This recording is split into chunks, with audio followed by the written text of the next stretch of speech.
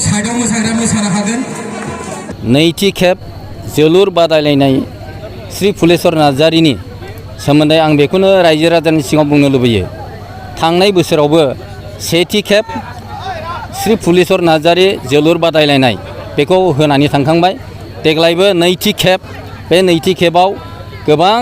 प्लेयारफ्रा गोबां ग्रुपफ्रा फैनानै बेवहाय जोफैदों दा बे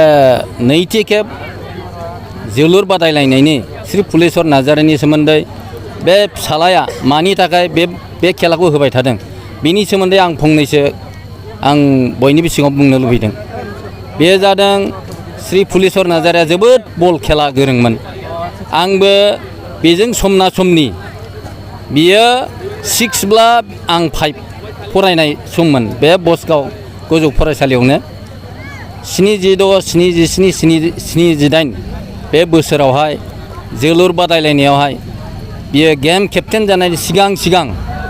जोंखौ लानानै जेरावखिया बल जोयोमोन माने जोयोबाथाय देरहायो ओरैबायदि बियो बेगाव थानानैबो बलखौ लांनानै गल सोयो बेखौ गाथेनानै बेखौ होबथानानै लाखिनानै रावबो गोहो गैयामोन ओरैबायदि रोंगौथि गोनां फुटबल प्लेयारमोन आसरित रोखोम फुटबल प्लेयारमोन आरो बियो बे बैसो थाजासे औहाजासे फुटबलखौ जोदों फुटबल खेला गेलेनानै दिन्थिलांदों दा बे जिनिसखौ बयबो मिन्थिथों बयबो मोनथिनानै बे खेलाखौ मानो होदों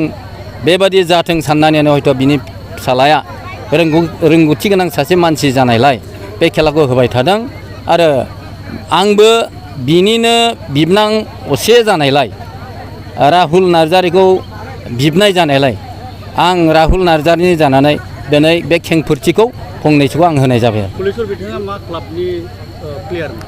मा क्लाबाथ' जोंनाव सराइबिल हाथरखि क्लाब दङ बे सराइबिल हाथरखि क्लाबनिनो बिथाङा सासे गेलेगिरिमोन आरो